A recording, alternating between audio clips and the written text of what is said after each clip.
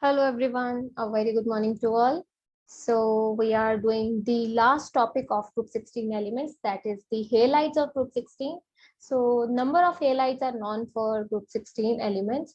Only the compounds of oxygen with fluorine, or we can say out of group 16, only the compounds of group 16 with fluorine are called as fluorides. Rest other halogens will form oxides with oxygen and halides with other chalcogens, or we can say fluorine के साथ जितने भी चैल्कोजेंस के compounds होंगे, चाहे वो oxygen है चाहे कोई और हायर एलिमेंट है ग्रुप 16 का, उनको हम सबको फ्लोराइड्स बुलाएंगे. बट और बाकी सारे हेलाइड्स ऑक्सीजन के साथ they will be called as oxides because here oxygen is more electronegative than rest of the halogens except for fluorine. So fluorine के साथ जितने भी compounds बनेंगे सारे के सारे chalcogens के, उनको हम फ्लोराइड बोलेंगे because fluorine is most electronegative.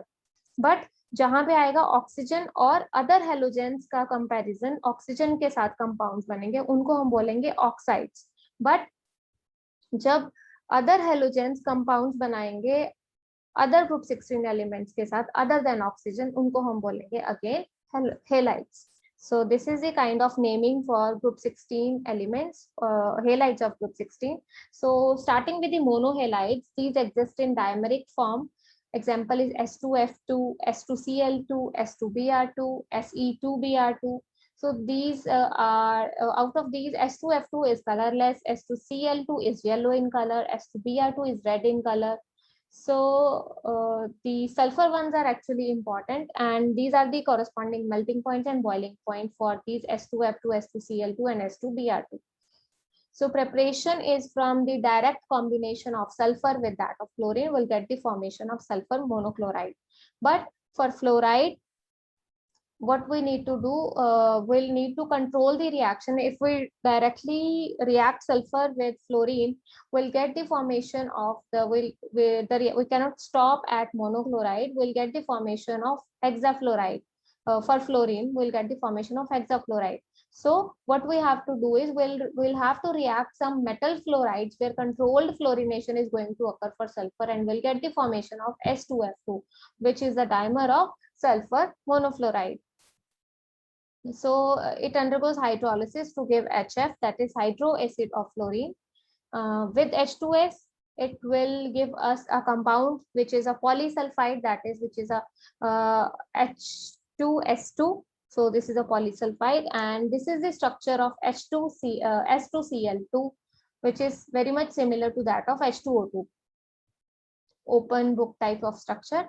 So next we have dihalides. All group 16 elements form dihalides except for selenium. Selenium does not have any dihalide. So diiodides are not stable because as we are moving down the group, the size is getting bigger for the halogens, and it is quite difficult for these chalcogens to hold the bigger size halogens. So that is why their higher compounds are not possible. So the most common is SCl2. This is dichloride for sulfur. So it is prepared by the saturation of sulfur monochloride, that is S2Cl2 with chlorine, will get the formation of sulfur dichloride. Properties are it is a red colored liquid, it is unstable, so it easily disproportionates to its monochloride and chlorine gas. It is readily oxidized to sulfur oxychloride, that is SOCl2. So it can be added to, it can undergo addition reactions with alkenes, giving this kind of products. So if we look at the structure is here sulfur is sp3 hybridized, two chlorines are attached and two lone pairs are going to be there. So sp3 hybridized tetrahedral geometry, or we can say bent structure kind of thing is there, just like water molecule.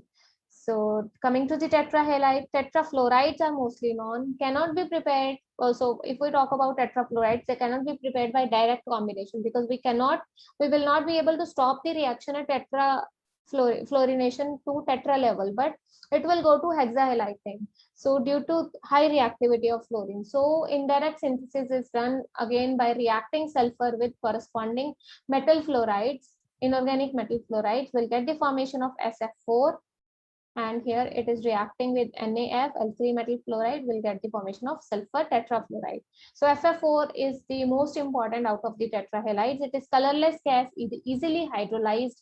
It will get hydrolyzed to SOF2, that is oxyfluoride. It acts as Lewis acid. It will react with SF2, that is which acts as a Lewis base, and it gives us the formation of SF6. It easily undergoes oxidation with oxygen to give SOF4.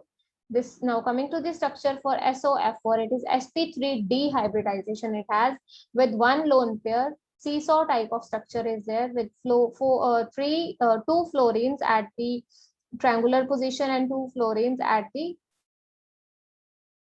axial position, and one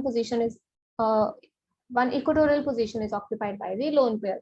Next is SCl4. It also has the same kind of structure. All tetrachlorides can be prepared by the direct combination of the chalcogen and the corresponding chlorine gas.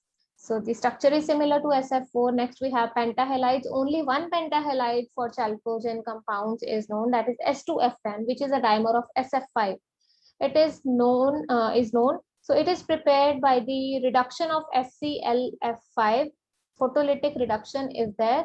So we'll get the formation of SF5 in dimeric form. It easily disproportionates to SF4 and SF6 due to the stability issues.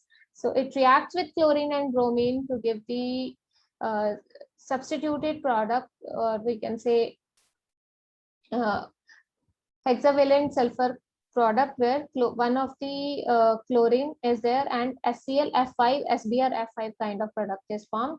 So this is the structure where octahedral geometry is there for sulfur atoms, and there is sulfur-sulfur bond, and 5 fluorines are present on each of the sulfur. Next are the hexahalides. So only hexahalides are stable.